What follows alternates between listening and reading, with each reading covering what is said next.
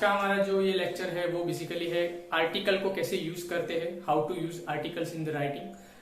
First जो lecture था हमारा वो था the rules of capitalisation, capitalise कैसे करते हैं किसी लेटर को। अगर आपने वो मेरा वीडियो नहीं देखा है तो मेक श्योर कि आप वो पहले वीडियो देख के आए यहाँ पे।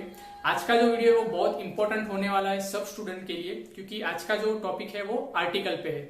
और मैंने कई सारी कॉम्पिटिटिव एग्जाम दी हुई है मेरे पास्ट में, तो मैंने ये चीज बहुत नोटिस की थी कि आर्टिकल पे मिनिमम एक ब्लैंक तो आती ही आती है। अगर आप क्लास 3 ले लो या क्लास 2 ले लो, even sometimes in class 1 article पे कॉम्पिटिटिव एग्जाम में आती है ब्लैंक्स, और बच्चे इसको गलत करके आते हैं। जबकि इसमें उतना कंफ्यूज होने वाली कोई बात नहीं है। अगर एक बार आपका फंडामेंटल क्लियर हो जाता है तो ये वाली आप ब्लैंक 5-6 सेकंड में आप उसको सही कर सकते हो। तो मैं ये कहना चाहता हूँ कि मान लो कि आईएलटीएस के जो मेरे वीडियो है तो वो स्पेसिफिक एक रीजन के लिए बने हैं कि अगर किसी स्टूडेंट को आईएलटीएस के एग्जाम देनी है तो वो सारे वीडियो उसके रिलेटेड है। लेकिन ये जो ग्रामर वाला मेरा सेशन है वो काफी लार्ज एस्पेक्ट में स्टूडेंट को अफेक्ट करता है, क्योंकि ये आपको अपने इंटरव्यू में काम आता है, ये इंग्लिश आपके कॉम्पिटिटिव एग्जाम में काम आता है। मान लो कि अगर आप 10th या 12th में हो और आपके इंग्लिश सब्जेक्ट आते हैं तो उसमें भी ये काम आता है। तो ये वीडियो काफी इंपॉर्टेंट होने वाला है। आज का टॉपिक है आर्टिकल को कैसे यूज करते हैं। तो काफी सिंपल वे में आपको मैं समझाऊंगा कि आर्टिकल्स क्या है और उसको कैसे यूज किया जाता है। तो बेसिकली गुजराती में तो कोई या हिंदी में भी ऐसा कोई आर्टिकल नहीं है, सिंपली उसके लिए कोई वर्ड ही यूज किया जाता है। लेकिन इंग्लिश में आर्टिकल है ए, एन और द। अब एक सिंपल वे में आपको समझाता हूं कि ए और एन है वो दोनों भाई है और वो भी सगे भाई, लेकिन उसमें एक थोड़ा सा डिफरेंट है। लेकिन जो द है वो उसका पड़ोसी है। मतलब कि इसके जो कहते हैं कि कैरेक्टरिस्टिक्स है या उसके जो लक्षण है वो दोनों भाई जैसे एक समान होते हैं वैसे ही कुछ है, लेकिन द काफी डिफरेंट होता है। अब मैंने यहाँ लिखा है कि वन, तो जब इंग्लिश ग्रामर की शुरुआत हुई थी या जब भी किसी ने ग्रामर बनाया होगा तो आर्टिकल से पहले उसको वन लिखा जाता था, और वन को रिप्लेस करने के लिए ए और एन की खोज की गई थी, क्योंकि वन काफी लंबा था, 3 अक्षर का लेटर था, उसको कन्वर्ट कर दिया 1 या 2 में। ध की पूरी हिस्ट्री अलग है, उसका पूरा फंडामेंटल ही अलग है, वो हम बाद में देखेंगे। पहले ए और एन को हम कवर करेंगे। इसको बोला जाता है अनिश्चित आर्टिकल। मैं गुजराती और हिंदी दोनों में समझाऊंगा क्योंकि दोनों में मेरे व्यूअर्स है।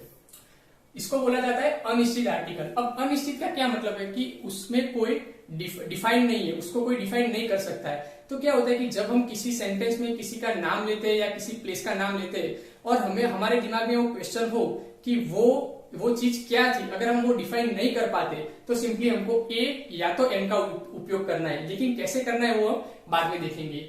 और अगर ये उसको कहते हैं निश्चित आर्टिकल, अगर ये किसी भी सेंटेंस में हमको पक्का पता चल जाता है कि ये नाम इसका है या ये प्लेस इसका है और आप श्योरिटी के साथ बोल सकते हो कि हाँ इसमें इसकी बात की गई है, तो उसमें द आएगा। Let's move forward. First rule है हाउ टू यूज ए और एन। तो पहला है दरेक सामान्य नामनी आगळ ए एन वपराय छे। हिंदी में कन्वर्ट करता हूं। हर एक कॉमन नाउन के आगे ए या तो एन यूज होता है। अब कॉमन नाउन क्या चीज है, यहाँ मैंने लिखा है एक बालक, उसका मीनिंग हिंदी में है एक बच्चा, इंग्लिश में है अ चाइल्ड।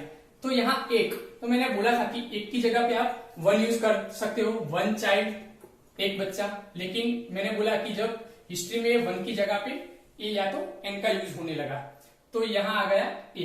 अब चाइल्ड की बात है तो किसका चाइल्ड, कैसा चाइल्ड, चाइल्ड कहाँ था, कुछ पता नहीं हमको, तो सिंपली ए आ गया। क्यों?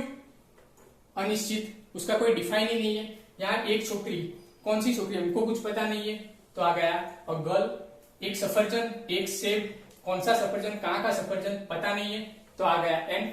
अब यहाँ क्यों ए आया और यहाँ क्यों एन आया वो हम बाद में सुनिए। तो मैंने यहाँ पे लिखा है कि ए या तो एन कोई ચોક્કસ वस्तु, नाम, स्थળ કે પ્રાણીનો નિર્દેશ નથી करता, તેથી તેને અનિશ્ચિત આર્ટિકલ કહેવામાં આવે છે। तो पहले मैंने बोला कि ये कोई प्लेस या किसी रीजन या किसी नाउन या किसी एनिमल का निर्देश नहीं करता, प्रॉपरली उसको डिफाइन नहीं करता, इसी वजह से उसको अनिश्चित आर्टिकल बोला जाता है। तीसरा है ए या तो एन એ ગણી શકાય એવા એક વચનના નામના આગળ આવે છે।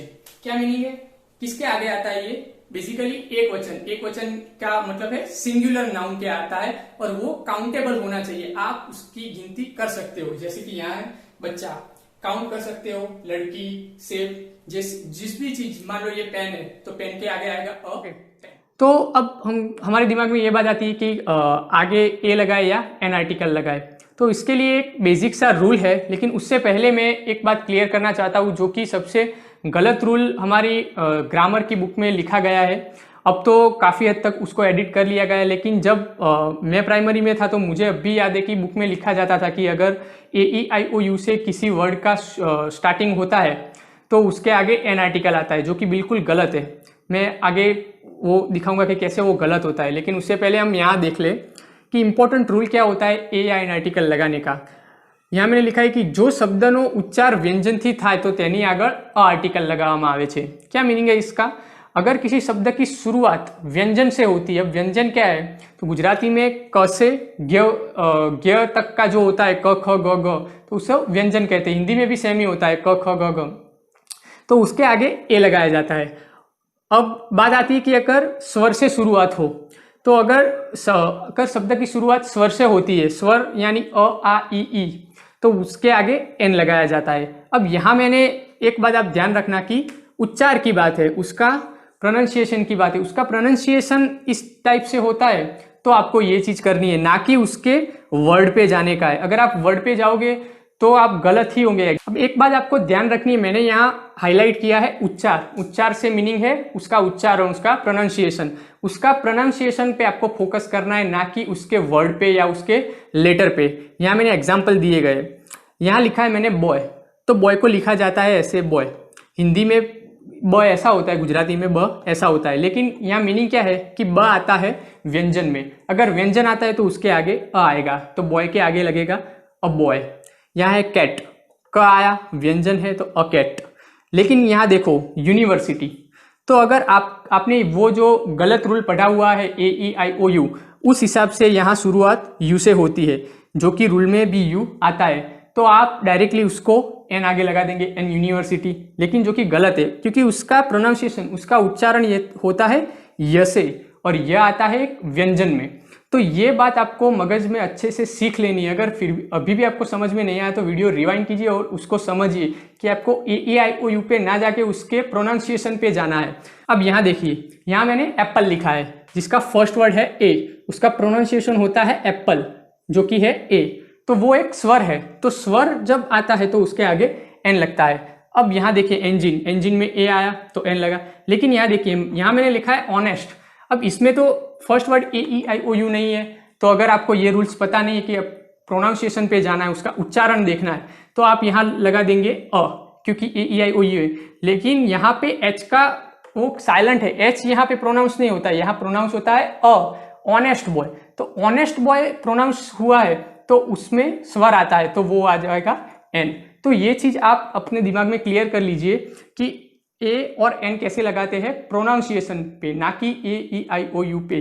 वो रूल गलत है। ओके, तो आज के वीडियो में हम इतना ही कवर करेंगे कि ए या तो एन का यूज़ कैसे किया जाता है, क्योंकि नेक्स्ट वीडियो में मैं द का यूज़ भी आपको सिखाऊंगा। अगर द का इसमें ऐड करता हूँ तो वीडियो लंबी हो जाती है। तो जैसे कि मैंने चैप्टर 1 के बाद में भी आपको एक एक्सरसाइज दी थी, आई होप आपने अच्छे से उसको की होगी। अगर आप एक्सरसाइज करोगे तो ही मेरा वीडियो बनाने का मीनिंग निकलता है, अदरवाइज ये जो मैं कुछ भी आपको पढ़ा रहा हूँ वो आप अगले दिन वो भूल जाओगे। तो बेटर है कि आप एक्सरसाइज पढ़े, इसमें भी मैं आपको एक्सरसाइज दूंगा। तो अगर आपको आता है तो डायरेक्टली आप एक्सरसाइज पे स्विच कर सकते हो, लेकिन मैं आपको रिकमेंड करता हूँ कि एक बार पूरा लेक्चर पढ़ लीजिए, उसके बाद एक्सरसाइज पे जाइए, तो आपको ये चीज़ अच्छे से समझ में आएगी। अगर वीडियो अच्छा लगा है तो लाइक कीजिए, चैनल को सब्सक्राइब कीजिए और शेयर कीजिए। बेसिकली पर्टिकुलरली उन स्टूडेंट को जिनको इनकी ज़रूरत है, जो कि कॉम्पिटिटिव एग्जाम की प्रिपरेशन कर रहे हैं।